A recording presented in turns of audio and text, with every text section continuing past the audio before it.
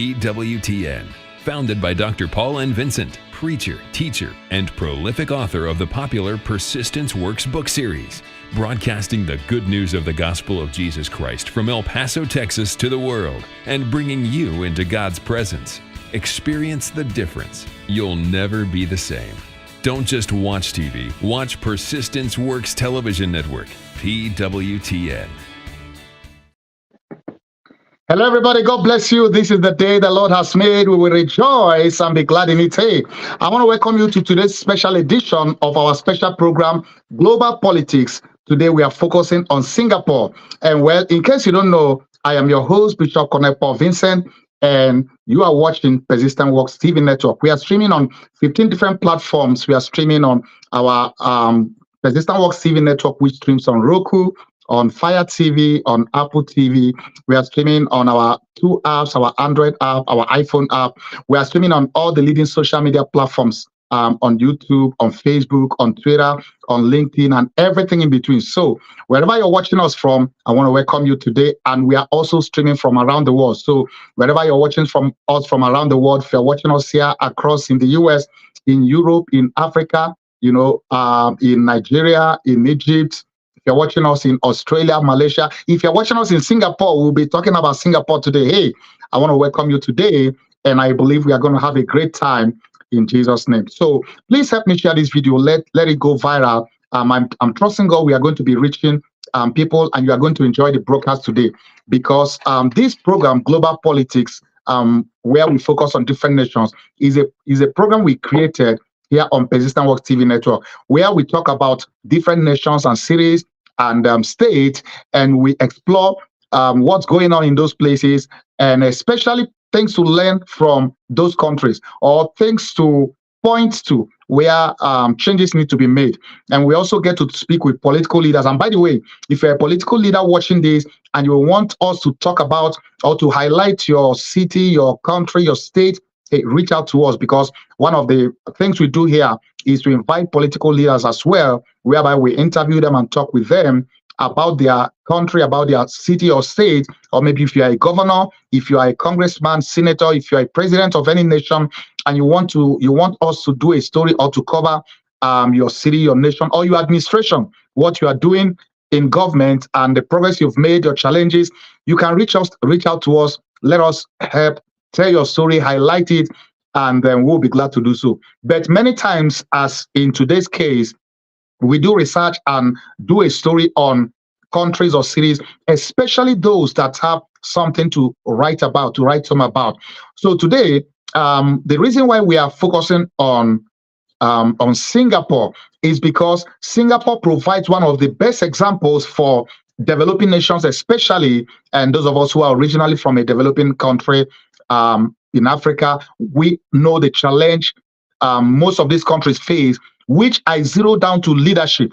The basic problem of most developing countries is leadership. The lack of leadership is what has put Africa, including Nigeria, as great as they are. The reason why Nigeria is so backward and has not made much achievement over the years and is plagued with all that is happening is because of poor or bad leadership. They've not been blessed to have a great leader so far. Singapore, what distinguishes Singapore from every other nation? What moves Singapore from being a third-class nation, a third world country, even worse than that? If there was a fourth world, I think you would call it a fourth world nation. Moving from there to a first-class nation that compete with the most civilized of the world. The only thing I would say that made that possible is leadership. They don't have natural resources as many people, many nations, including the ones that we are talking about that are so backward. They don't have natural resources as they have. They don't have land. Many countries are so blessed with so much land and all that. They don't have that. There are a lot of things that is an disadvantage to them. But you see, even in the midst of that, with the right leadership, they managed to create what has become today one of the best countries in the world, one of the cleanest countries in the world, one of the most business-friendly countries of the world. And most people like to visit, businesses like to do business in and through Singapore. And because of that, in my book, Actually, my Facebook, Persistence Works. In case you have not seen my Facebook, this is the cover of my Facebook, Persistence Works, Discovering How to Persist Unto Your Miracle. The foreword was written by Bishop Francis Waloke, the current national president of Pentecostal Fellowship of Nigeria. In this book, I shared a story and I encourage people not to give up. The bottom line is that people not give up, but they persist until they see the physical manifestation of their miracles, until they reach their goals, until they achieve their dreams. And in doing that, I explored 40 examples of people, organizations that persisted, many of them from the Bible. And I also explored contemporary figures who, through persistence, through not throwing it in the towel, through not giving up, they were able to achieve greatness, great things for themselves, for their nation, for their organization. One of those I reference in this book because I've always admired. I mean, we all are human. Nobody is perfect. No matter whatever you do or accomplish, there will be flaws. So I'm not focusing on what he didn't do right, but my focus is what he did right and the result that was accomplished. So the leader of Singapore, the prime minister at the time after the independence, Lee Kuan Yew, who was the person that is, I would say, single-handedly responsible for what Singapore has become today. So he was one of those I wrote about in my book, Persistence Works. And by the way, I'm sure you know that Persistence Works is the book Persistence Works is the mother of all things persistence. So this book gave birth to everything Persistence Works that you see happening today. It started as a book. It metamorphosed to book series, which ended up being a 20 published books. Of course, 5 more are coming very soon. So it's going to be a 25, book series. We have an e-newsletter, Persistent Works e-newsletter that we send to over 100,000 people across 150 nations. It also have many other Persistent Works products, including Persistent Works TV network. So if you're wondering how Persistent Works TV network came about, this is the mother of it. This is my Facebook, the mother of Persistent Works products. It has become a brand name, so to speak. And I'm so glad and so thankful to God for the privilege to birth the message of persistence. I believe that's one of the main things that God wants me to bring to the body of Christ, the message of persistence, not giving up until you see the physical manifestation of your miracles, of your dreams, of your goals. So talking about Singapore, one of the leaders, or the key leader, as I said, is the one that I referenced in the book, Lee Kuan Yew, and he was the leader that led Singapore from independence to become what it has become today. Now, there are many things they did or he did as a leader. The most important thing a leader could do is to provide visionary leadership. Part of the problem of most developing countries, especially in Africa, including Nigeria, part of the problem is that they don't have visionary leadership. They only have leaders who are concerned about themselves, about their interests, about their pockets, and all of that. They don't think 50 years, where do we want this country to be 50 years from now, 5 years from now, 15 years from now, 10 years from now? What do we want to accomplish? And not only have it in paper, be willing to make the sacrifices and put in place policies to see it through. They don't have that. In most cases, they end up having it on paper and as policies and no political will to execute it. And that has been the problem all the way. So a nation like Singapore did a couple of things right, which is why, to me, I think it's one of the role models. It's one of the examples developing nations need to look at to be able to see what did they do right? What did they put together? How did they come up with going from third class or even fourth class nation to becoming a first class nation? How do they end up becoming a destination where everybody or every business wants to go to? That is what we are going to be talking about. And I've put together some videos that will help shed more light on this. But before then, I want to just talk about some of the policies that he put in place as a political leader when he was a prime minister. As I said before, the most important thing a leader can provide his people, an organization, nation state, is visionary leadership. Where do you want? You are the governor, you are the president, you are the prime minister, you are the mayor. Okay, that's okay. So what? Where do you want this nation, this city, this state? Where do you want it to be 25 years from now? Do you want to keep doing business as usual and merry-go-rounding round the clock, doing everything, the same thing that everybody has done in the office, like for the past 100 years or 50 years? In most cases, politicians do just that. That is why not every politician is a leader. Most politicians are just that, politicians. They are just concerned about the next election and winning the next vote and telling you all what you want to hear so that you can give them your vote. But leaders are not so concerned about, winning the next election. Leaders are more visionary leadership, which is why I want to stress the word visionary leadership. Visionary leaders are more concerned about where the organization, where the nation, where the city, where the state needs to be 20 years from now, 25 years from now, even 50 years from now. And in that long-term thinking, in that strategic thinking, they're able to make plans, put in place policies that will take you there. You may not get there overnight. You might make some progress. At least maybe you may lay the groundwork, but the next person might continue. But at least you start working towards it. But most of our people are only, most third nation countries are only concerned about just doing whatever it is that works for them now, whatever it is that favors their pockets now. That's more of what they end up doing. But at the end of the day, we are going to explore and discover why is it that Singapore was able to go from a third world country to a first world country. And as I said in the book, I talked about a few things he did. One of the most important things he did in transforming the country was that he was able to prioritize education.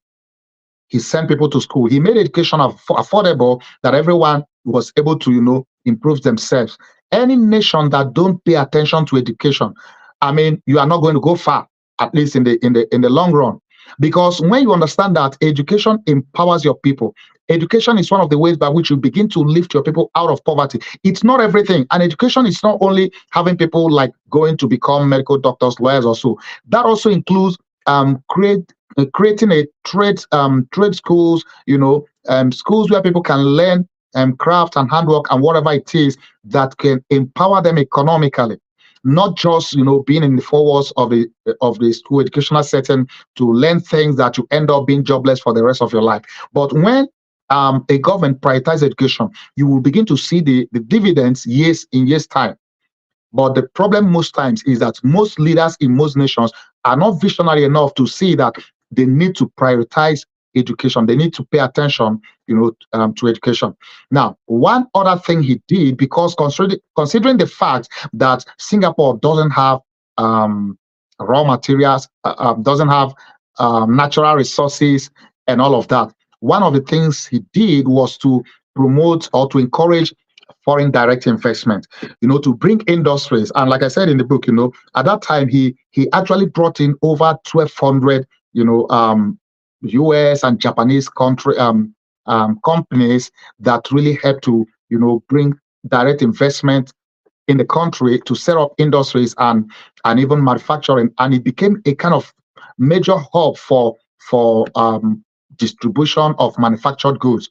They don't have oil, but they do import crude and process and refine oil and ship. So they're one of the largest exporters of crude oil today, yet they don't have a natural resource of oil as many. And it's funny, countries like Nigeria have have oil, and yet they import oil. And Singapore doesn't have oil, yet they export oil. Is that not an irony, But it all boils down to leadership. When a nation is blessed with, not just a nation, an organization, a city, when they are blessed with a great leader, you see the result in time. Many of these things might not happen overnight. It might take years, decades. But you see, you measure the result over time by what happens. You measure the impact, what happens over time. So I respect the leadership of Singapore in being able to lead the country from out of poverty, out of where they were way back behind. In fact, they were rejected. Do you know that they were part of Malaysia, but Malaysia literally kicked them out? You know, nations will normally fight to gain independence from the colonial masters, the country that they were part of. Not in case of Singapore. Singapore was the country. Malaysia kind of kicked them out, say, you know what, you are more of a liability than being part of more of an asset. So we don't want it to be part of us. So they involuntarily became independent. And it was in the midst of all of that. The video I put together will help shed more light on this. But you see, the big lesson and takeaway why I'm doing this video, why I'm focusing on this country today, Singapore today, is because I want it to become an inspiration, a challenge, to become something that countries, developing countries, can look to and say, you know what, if Singapore could do this, we can do this. If this can happen in Singapore, we can do this. It begins with the right leader. If you don't have the right leader as a nation, as a city, as a state, then your problem is you have a bigger problem. Your main challenge may be to do whatever you can to elect a visionary leader. And in some part of the world, Africa especially, including Nigeria, it's so unfortunate that the visionary leaders who have credibility and integrity don't end up being in office. They end up having the wrong ones who have nothing to offer. Whatever they have to offer, man, you cannot get into office by corrupt means and expect to fight corruption. You don't even have the moral right to do so. If you try to fight it, hey, the people you are trying to fight will be like, hey, you did even worse to get to office. So what are we talking about? So that is why you cannot fight what you don't. You cannot give what you don't have. If you don't have credibility, you can't give it. If you don't have integrity, you can't give it. You can't give what you don't have. And you can't fight what you are part of. You don't have the moral right, the moral justification to do so. Even if you do it, they will tell you to your face, hey, you don't have the right to do so, because guess what? We also know your track record. We know what you did to get into office before you got into office.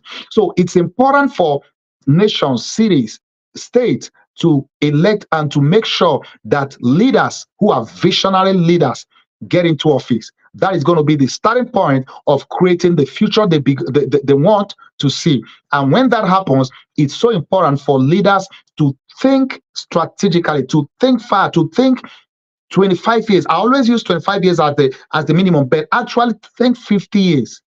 Think 25, bring it to 15 to 10, so that whatever you are doing, policies you are putting in place, are things that should outlast you. If as a leader, what you are doing is only policies that favors you and happens when you are in office, you are a failure already, because your policies and what you do as a public officer, as a government official, shouldn't be just for yourself, just for when you are in office. But unfortunately, many leaders, many politicians, I don't call them leaders, many politicians in developing countries, they are only concerned about what happens in their tenure when they are in office. When they leave office, even if the place burns down, they don't care. And they don't care for the people, which is why their emphasis is on what they get and what they and their clique can profit from the system. But visionary leaders think strategically. They think how it benefits the masses, the people, not just about you.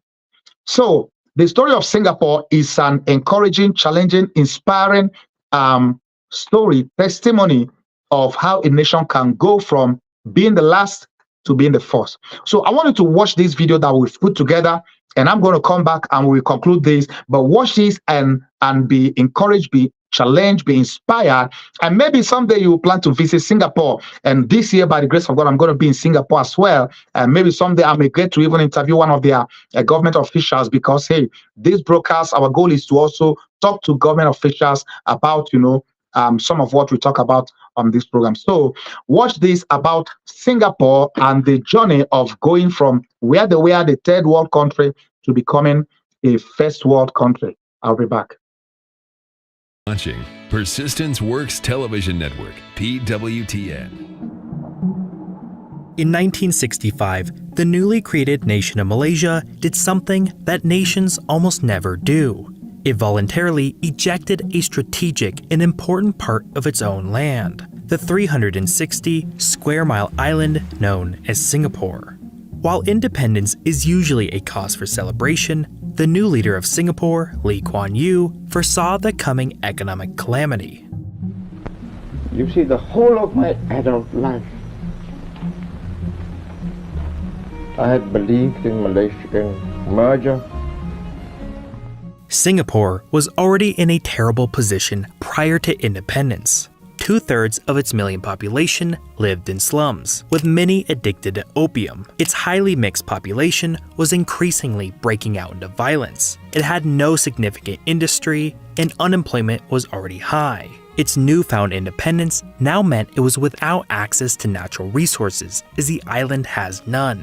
Its larger and more powerful neighbors were not only going to cut it off from trade, but were actively hostile to Singapore's existence. To make matters even worse, British military forces were withdrawing from the island, taking with them 20% of the remaining economy. Singapore appeared to be destined for underdevelopment, violence, and poverty.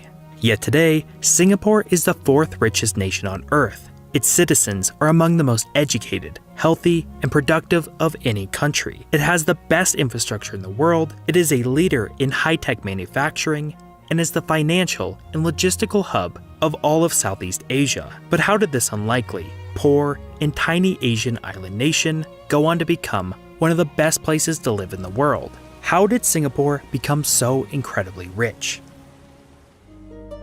In the 19th century, there was a corporation so powerful it brought in more revenue than its host nation, had its own military, and 1/5 of the entire world's population lived on its private lands. That corporation was the British East India Company. It derived its profits from shipping and trading resources from all over the world, and its most lucrative cargo was Chinese tea. To purchase the tea, it would sell massive quantities of opium that it grew in northern India. All of this shipping happened to pass through one narrow corridor known as the Malacca Strait. Quickly, this became the company's most profitable trade route, constituting 50% of its revenue.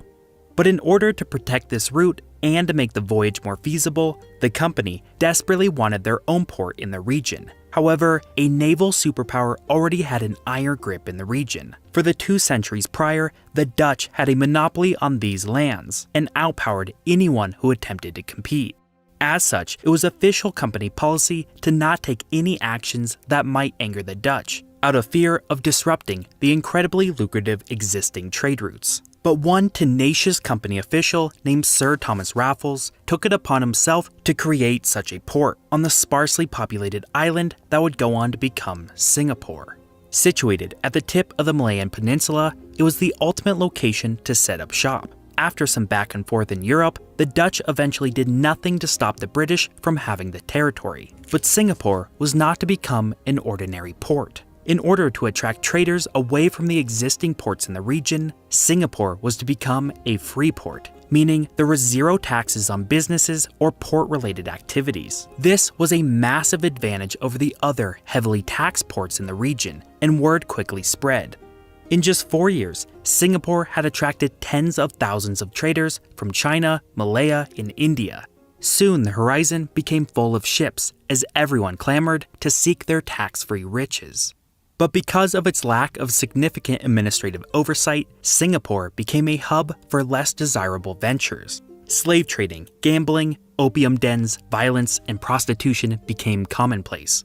But booming international trade continued to propel Singapore's importance and popularity. This was supercharged by the opening of the Suez Canal in Egypt. Trading from England to China was now 5,000 less miles, which in turn cut costs and dramatically increased shipping demands. The new route also now favored the Strait of Malacca instead of the Sunda Strait, meaning more traffic was passing by and utilizing the port. Singapore was now by far the most important port in the region, and as such, in 1967, it became an official crown colony of the British Empire. But yet another development would propel its importance further. The introduction of rubber trees in Malaya and booming global demand for tin, which was abundant in the region, meant Singapore was no longer just a stop on the way to China, but the hub for the riches of Southeast Asia. Resources would be extracted from the peninsula and then transported to Singapore, where it would be processed and shipped globally. As Singapore has no natural resources, this fostered a symbiotic economic relationship with Malaya. With its growing importance came greater British military presence. creating industry surrounding its dockyards and providing services to military personnel. By the year 1900, tiny Singapore would be home to more than 200,000 people, who were much better off than those in other nations in the region. But Singapore's centuries of unhindered growth would come to a screeching halt. As the 20th century progressed, Singapore, even being 6,000 miles away from Europe, was not safe from the ensuing global conflicts. During the Second World War, the Japanese Empire was engulfing all lands it came into contact with. In December 1941, the Japanese invasion of Malaya had commenced, and within 2 months, it was at Singapore's doorstep. Despite orders from London, Singapore was officially surrendered on February 15, 1942, and for 3 years, Singapore would undergo unbelievable suffering and destruction. Even as the tides of war changed and liberation came in 1945, the retaking of the island leveled much of the remaining structures. Singapore was no longer a jewel of Southeast Asia, but a smoldering pile of rubble. Devastated from war and neglected from a crippled British Empire, the rebuilding of Singapore was uncoordinated and unregulated. Haphazard slums started to dominate the island, infrastructure was not fully restored, and violence and opium continued to wreck the population. As one travel magazine put it, Singapore was filled with utter filth and poverty. One must see it with his own eyes to believe it. Over the centuries, the British did little to promote or integrate the diverse and densely packed population. There was no Singaporean identity, as each group lived amongst themselves, fought for their own resources, stayed isolated to their own customs, and oftentimes had conflicting interests with the other groups. Now, with terrible living conditions and growing unemployment, these groups started to engage in violence, further worsening Singapore's situation. For most of Singapore's existence, its desire to split from the British Empire was low, as its lack of resources meant it did not experience the exploitation that other colonies faced. When the British Empire was not able or willing to defend it during the war, with its now crippled economy, rising social violence, and with the decolonization of much of the rest of the world, the idea of independence started to propagate among the population. Singaporeans would go on to put their trust in one man to do just that. Lee Kuan Yew, a lawyer who spent his years studying in Britain, formed the People's Action Party, or PAP, and was able to successfully gain a few seats in local elections in 1955. Lee spearheaded the independence movement, prompting London to initially clamp down on the PAP. But with changing British public opinion in favor of decolonization, the process of independence had begun. In 1959, Lee was elected as Prime Minister on the promise of merging with Malaya, as in his mind, it was the only way for Singapore to survive. Its economy was symbiotically linked with Malaya. It had no capacity to defend itself, and it needed help in controlling the violence and righting its economy. Therefore, merging with Malaya made sense. On September 16, 1963, this became a reality when the former colonies of Malaya, North Borneo, Sarawak, and Singapore merged to become the Federation of Malaysia. But there's a problem. The Malaysian elections resulted in a party coming to power that ruled on the promise of putting ethnic Malays first. This was a problem for Singapore, which at the time was 60% Chinese and deeply mixed ethnically. Massive violence broke out in the streets, and the PAP, against their promise, ran in the federal elections on the promise of a fair and multi-ethnic state. The ruling party saw Singapore as a threat to political, social, and economic stability. As such, a unanimous vote ejected Singapore from the nation, just 2 years after the merger. Against its wishes, Singapore was independent and alone to fend for itself. Lee Kuan Yew found himself in an impossible situation. How do you build a nation out of a population that has no national identity, let alone make it a prosperous state? How do you create jobs when you have no natural resources? How do you pull 70% of your population out of abject poverty, house and educate them, and set them on a course for a greater life? Independence also brought the departure of the British military, further damaging the economy and taking away even more jobs. The cards were stacked against Singapore, which now found itself south of a Malaysia that planned to starve it economically by stealing trade, and north of an expansionist Indonesia who possibly had aspirations of invading. Lee Kuan Yew knew the fate of his fragile nation was up to him, and he decided he was going to drag Singapore into modernity, even if that meant with an iron fist. The first thing to overcome was the social unrest, while at the same time working to cement the PAP's political power. Individual freedoms were curtailed, free speech was banned, political opponents were jailed without trial, and draconian punishments were carried out for rioting, violence, and drug use. This hardline authoritarian approach even included public canings for chewing gum, graffiti, and public drunkenness. Anyone that spoke out against the government was sued into bankruptcy. Religious extremists, Communist Chinese, Malays who wanted to reunite with Malaysia were all silenced or worse. Lee Kuan Yew's solution to the potentially explosive underlying ethnic and social tensions was authoritarian rule. However, as horrible as this was, it worked in curtailing violence and stabilizing the nation. In his mind, the population would not care about the diminishment of their freedoms if it meant he could provide them with economic prosperity and social peace. Free elections would continue in theory, however, they would be tampered with so much that the nation would become a one-party state under the PAP, whose rule still stands to this day. With the social and political situation stabilized, Lee would carry out a dramatic economic overhaul that would go on to enable a miracle. The most pressing economic problem to address was housing. Representing one of the largest slum populations on Earth, 70% of all Singaporeans lived in rough temporary structures with no plumbing. Lee instituted a controversial law allowing the government to buy land cheaply, to which row after row of affordable housing would be constructed. While initially inspired by the British welfare state, Lee did not want his people dependent on the state forever. As a way to give citizens a stake in the nation's prosperity, to increase upkeep of structures, and to build wealth, residents were heavily encouraged to buy their apartments at low rates. The way in which they could afford this was through another policy that forced a percentage of one's income to be saved, called the Central Provident Fund. Originally, the savings fund was for pensions. However, Lee modified it, allowing citizens to spend it on housing. Slowly, over time, the amount forced to be saved was increased to 25% of every paycheck, with another 25% being deposited by employers. This eventually made Singapore the nation with the highest ratio of savings to income earned.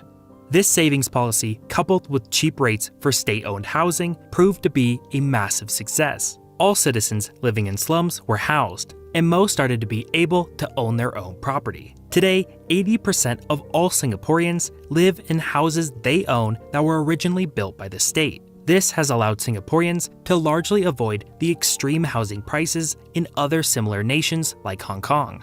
But building houses for the population would not nearly be enough if the economy did not have jobs for them to work at. With no resources, no real existing manufacturing, and neighbors reluctant to trade, Lee knew the only way to grow was by doing everything possible to attract foreign investment.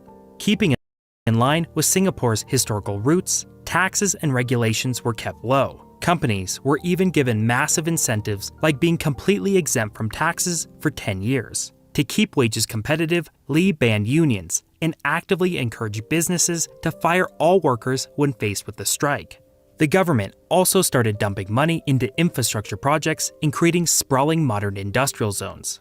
Seeing as Singapore's domestic market was small, numerous policies were implemented to gear the economy toward exports. Mixed with Singapore's existing port, incredible geography, and business-friendly policies, simple, labor-intensive foreign businesses started pouring in. This was helped further by Mao Zedong's Cultural Revolution in China that scared investors away from Hong Kong and Taiwan. Within just 10 years, Singapore had practically zero unemployment, and the economy was growing at a monstrous 13% every year. Singapore would continue to implement hyper-capitalistic policies to increase investment by foreign companies, so much so that it is the second easiest nation to do business in. With an economy starting to become ever more reliant on government intervention, Lee also took drastic measures to cut out corruption. This included sentencing those suspected to death, as well as offering some of the highest wages in the world for government officials, helping to reduce the desire to engage in corruption in the first place. This worked, and today Singapore is one of the least corrupt nations on earth. This substantially increased the effectiveness of policy implementation, as well as increasing investor confidence, further boosting growth and cutting down on wasteful spending. But Lee did not want Singapore to always be focused on simple, cheap manufacturing. He knew the most valuable resource the nation had was its human capital. As such, he started creating technical schools, paid foreign companies to train workers, and created modern hospitals to keep the population healthy. This in turn brought in more specialized industry and thus higher wages, higher savings, and more budget for the government to reinvest in education. This created a positive feedback loop of productivity gains. By the 1980s, Singapore was now in the business of petrochemicals, pharmaceuticals, advanced computer components, shipbuilding, chemical manufacturing, and more. In fact, despite Singapore's lack of resources, it had become the world's third largest producer of refined petroleum. This is because it had once again become the regional hub of Southeast Asia, importing raw materials from its neighbors, processing and manufacturing them, and then shipping them across the planet. This status of regional hub was further facilitated by Singapore's rapidly growing financial sector, which strategically bridged the gap between American markets closing and European markets opening. This rise was also perfectly timed, as many Asian nations were undergoing tremendous growth, allowing Singapore to act as a logistical and financial hub through which foreign investment was distributed. This, mixed with pro-financial policies, allowed Singapore to become the fourth largest financial center in the world. But Singapore, coming from such humble beginnings, meant it did not have its own class of entrepreneurs. The lack of capital and technical know-how meant it was impossible for Singaporeans to build substantial companies of their own to compete on the world stage. Not wanting to be left out and to further facilitate growth, Lee organized a group of gifted civil servants and international businessmen to make efficient state-owned enterprises. This included Singapore Airlines, steel, iron, and chemical manufacturing, and many other capital-intensive enterprises. While state-owned companies are usually synonymous with inefficiency, in Singapore, their primary objective from the very beginning was to make a profit. Low corruption in government, Lee's willingness to shut down loss-making ventures, and the lack of unions, which kept costs low, meant these companies were wildly successful. By the 90s, the government began limited privatization of the most profitable, giving Singaporeans preferential rates for buying shares. These companies helped to diversify the economy as well as filling gaps in the market. The revenue generated was also placed in a sovereign wealth fund, which was then used to further funding for healthcare, infrastructure, and education. Today, Singapore is one of the richest, most advanced, and competitive economies in the world. It operates the second largest port, is the second easiest nation to do business in, and still attracts the third highest foreign direct investment. Its people have affordable housing, they have access to world-class healthcare, and their students test the highest in the world. Its government under Lee Kuan Yew was able to efficiently implement policies that relied not on ideology but on their utility to Singapore's long-term prosperity. But this has, of course, come at the cost of political and certain individual freedoms. While it's hard to agree with its authoritarian governance, it's hard to argue with its success. The consolidated power allowed Singapore to maximize its advantages while limiting its shortcomings. Singapore has always been lucky with its location on one of, if not the most important global shipping lane. It got lucky with riding the growth of globalization in the second half of the 20th century. But most importantly, it got lucky that its dictator, Lee Kuan Yew, was smart and more or less benevolent in his actions. While it might be easy for those of us that live in Western countries to criticize some of Singapore's actions, our ideals and institutions have had hundreds of years to form, while developing nations are expected to do the same in less than a generation. The path Singapore took should not be and likely can't be replicated by other nations. Singapore's economy is not perfect for the world. It's perfect for Singapore.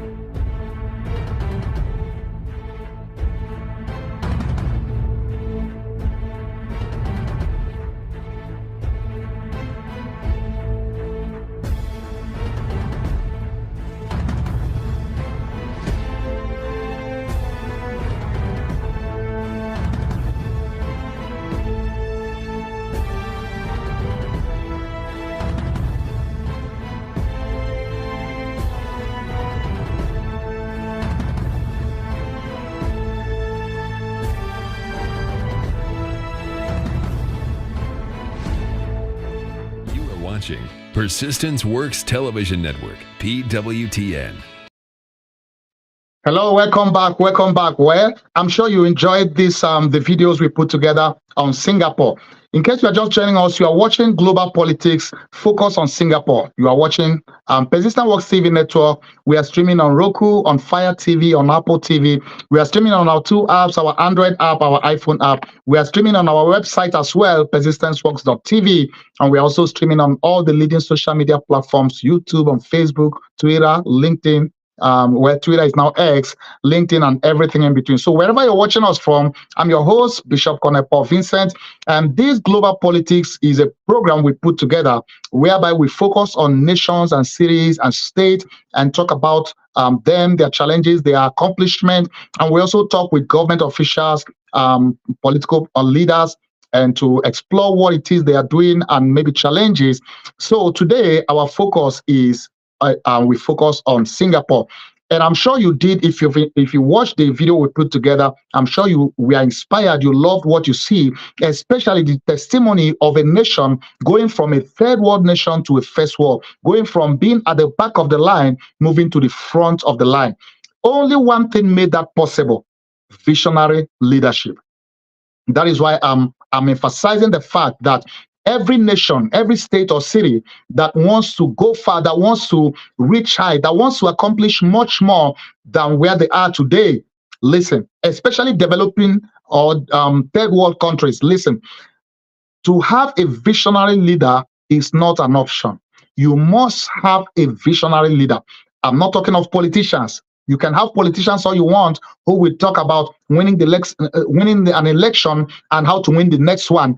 And many of those, especially in those, we all know them, many of these African countries, including Nigeria, they break all the laws, they cheat, they do whatever they can to win election. And at the end of the day, their victory is not credible. Because at the end of the day, we all know that they cheat, they kill, they steal, they manipulate and do whatever, they buy votes just to win elections. So those are just politicians.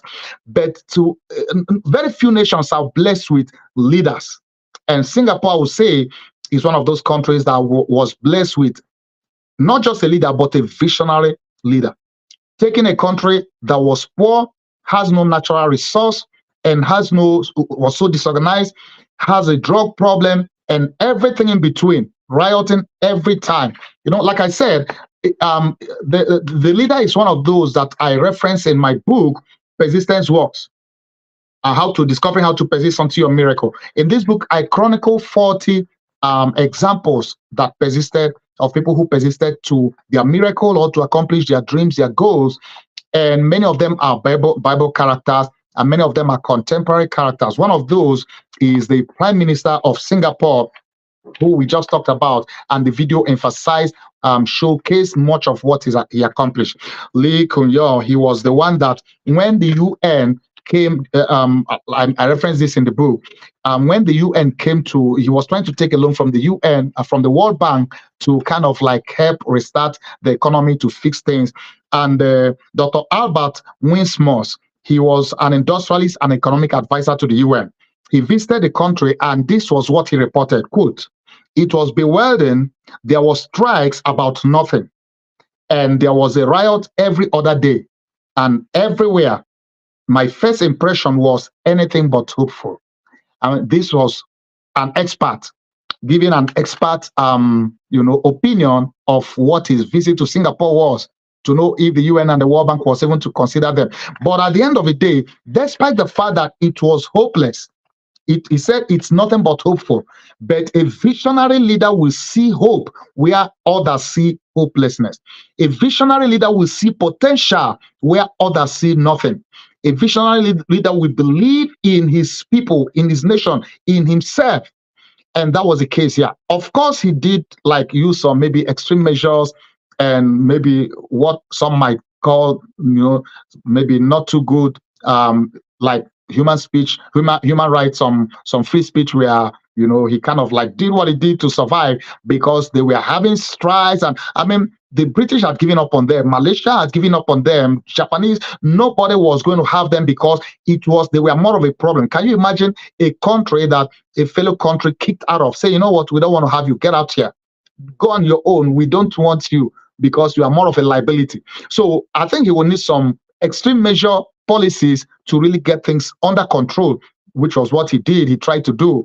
But the bottom line is that the result speaks for itself. Nobody today will look at Singapore and question or say the leader what he did wasn't right, or whatever extreme measure he tried to use, that it didn't work, because today it speaks for itself. So I am challenging leaders of developing countries, third world countries, even including developed countries, because when you stop having a leader or leaders that are visionary, that are strong leaders, then you have no country, you have no nation.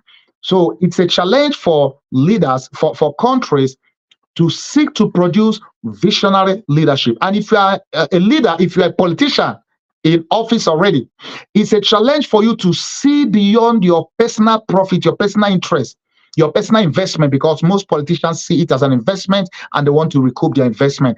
See your position in government, in power.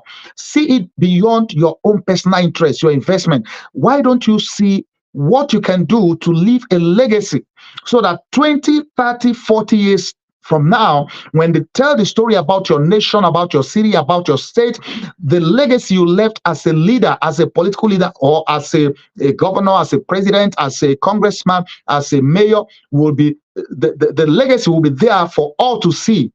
And even if there were some imperfections and things that you didn't do right, history will be kind to judge you and will forgive, because the result of the legacy you left speaks for itself. And that's my challenge to all leaders, African leaders, leaders in Nigeria, leaders in Ghana, leaders in most developing countries, especially where there have been so much backwardness, because the leaders have not had the political will to do what needs to be done to move the country forward. It's always about corruption. You see, one of the ways he fought corruption, this may be some may think this is extreme, but it worked. In fighting corruption, he instituted a death sentence. If you're a corrupt government official and you are convicted, you will be executed. Simple. And you know what? He also increased and made sure that they were well paid. So public officers in Singapore is one of the highest paid in the world. And so if you are there and you are being well paid and you want to enrich yourself by corrupt means, when you are arrested and prosecuted, death sentence.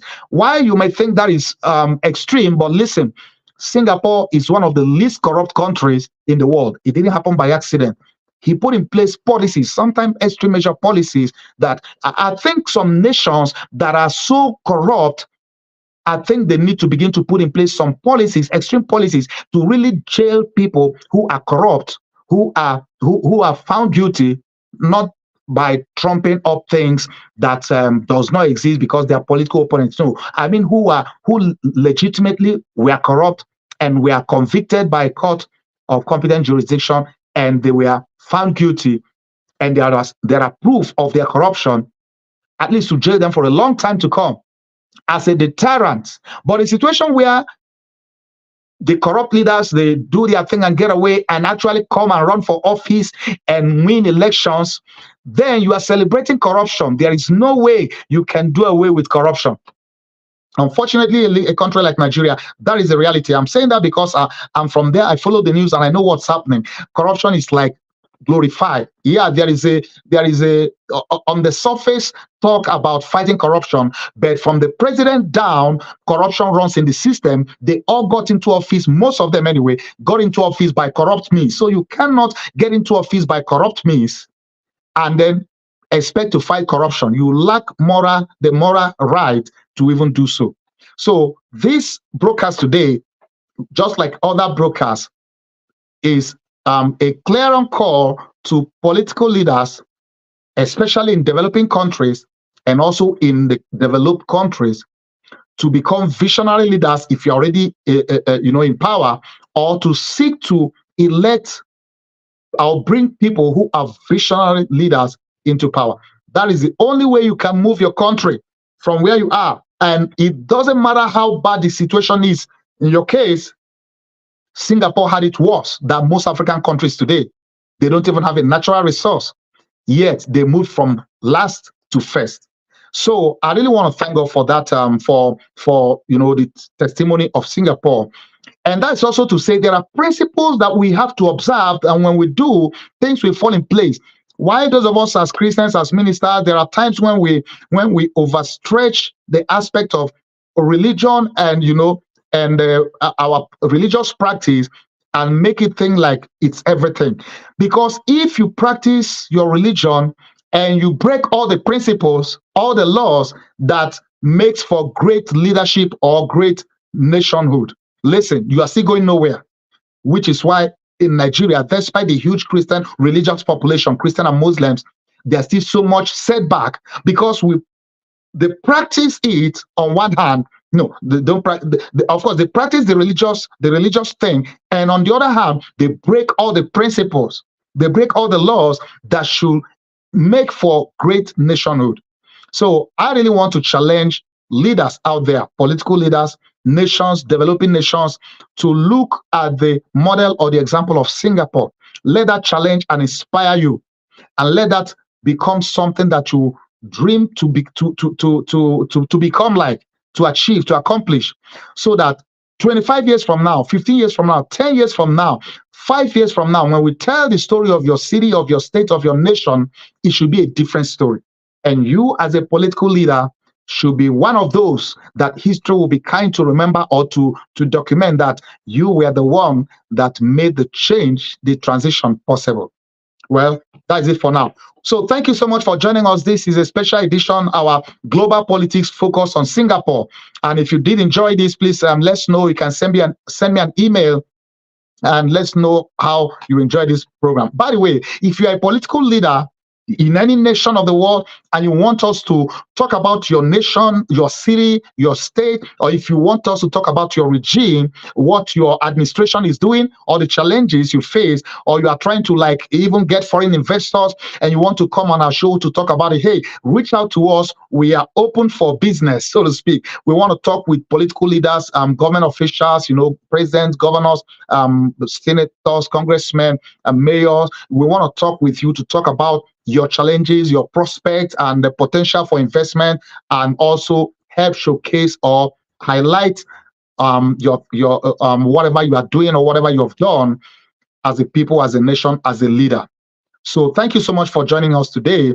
So I want to remind you that this program, Global Politics, focus on whichever nation we focus on. It comes your way every Wednesday here on Persistent Works TV network. We stream on Roku, Fire TV, and Apple TV, which are the three largest connected TV here in the US. It reaches over 200 million potential viewers. We are on those platforms. We're also streaming on our Apple, on our Android and our Apple apps, iOS apps. So you can watch us on any of those apps, and also on our website, persistentworks.tv. We are looking forward to expand this year to be on direct to home satellite in Africa, in UK and other parts of the world. But people can watch us on different platforms, and we are thankful to that. We already have 15,000 downloads of our app.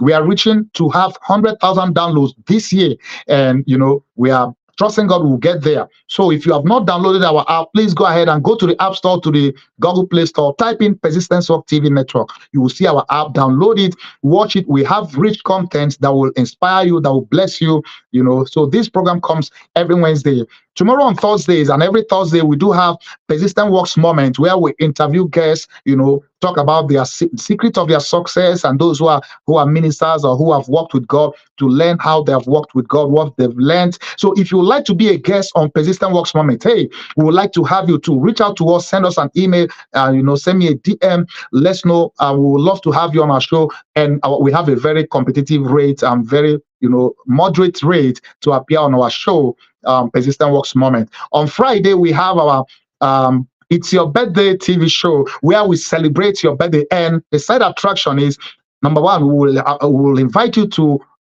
interview you on our TV platform, on our TV network, where we talk about your birthday. If you have product or services you want to talk about, you want to promote during that, we will do so for you. And we'll get American celebrities, some leading American celebrities, to sing and wish you happy birthday. So while that is happening, we have the rates are very, considerate, So if you want to celebrate your birthday, or your husband, your wife, your son, your daughter's birthday, reach out to us. Let's help celebrate your birthday.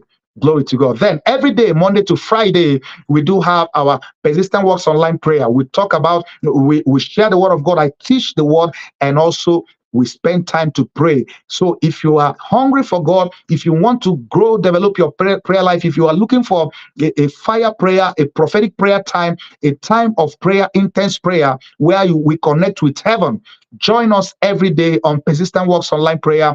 It streams 10 a.m. Mountain Time, 12 noon New York time, which is Eastern Standard Time. It streams 5 p.m. London, UK time, GMT, and 6 p.m. Nigerian time, West African time. So join me every day for Persistent Works online prayer. And finally, on Tuesdays, I do have my books, Persistent Works book series, where I talk about my books every week. So join me for each of these broadcasts, and we want to thank God for today. If you have a product or a service you want to promote, you want to advertise on our network, hey, reach out to us, because we reach a huge platform and we are able to bring you on to help tell your story. And if you are a preacher, you want to also be on Persistent Works TV network, maybe to have a 30-minute or 1 hour airtime to air your preaching, your ministrations, we welcome you also to be on our TV network.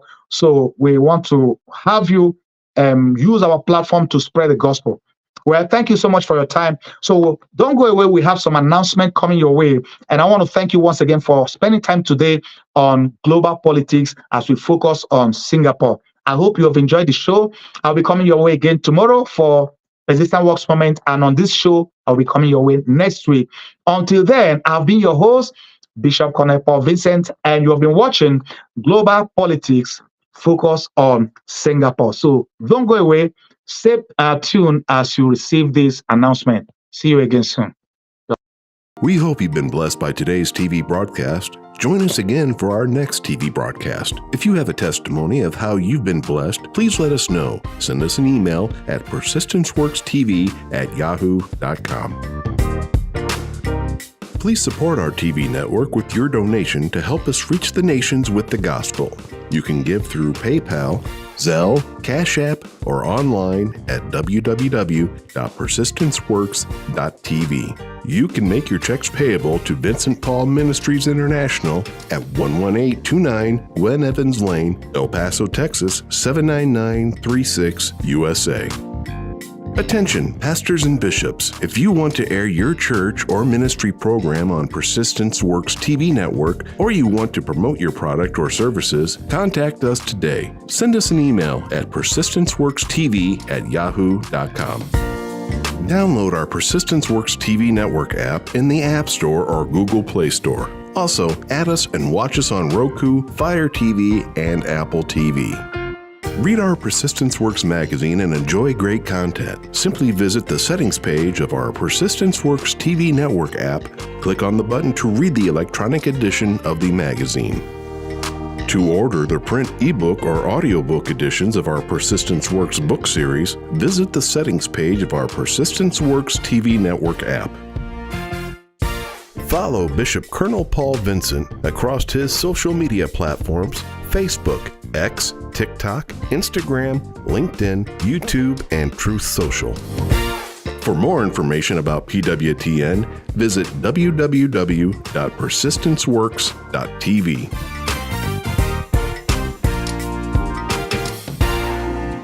Inspiration and motivation to reach your dreams in life? Are you trying to overcome discouragement? Do you desire a deeper spiritual walk with God? Do you question your destiny?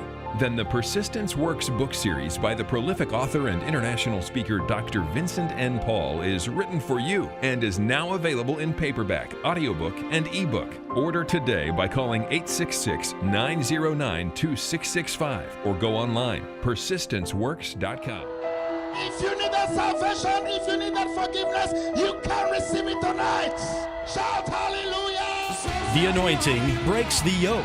Hear Dr. Paul N. Vincent preach the anointed word of God that changes lives and brings salvation, healing, and deliverance. Invite him to minister in your church, conference, or crusade. Also read his life-changing books in the Persistent Works series. For more information about inviting Dr. Vincent to minister or to order his books, visit VincentPaulMinistriesInternational.com. Dr. Paul N. Vincent, internationally known author and preacher, invites you to his annual Persistence Works Holy Land Tour in October and April. These memorable trips throughout Israel include include visiting historical sites in Jerusalem, Nazareth, and Bethlehem, as well as the Sea of Galilee, the Jordan River, and many more. Your travel package includes round-trip airfare from Houston, Texas, and Lagos, Nigeria to Tel Aviv, first-class hotels, 2 meals a day, air-conditioned buses, and Israeli Ministry of Tourism approved English-speaking guides. For more and to register, visit vincentpaultours.com today. For more information about PWTN, visit www.persistenceworks.com.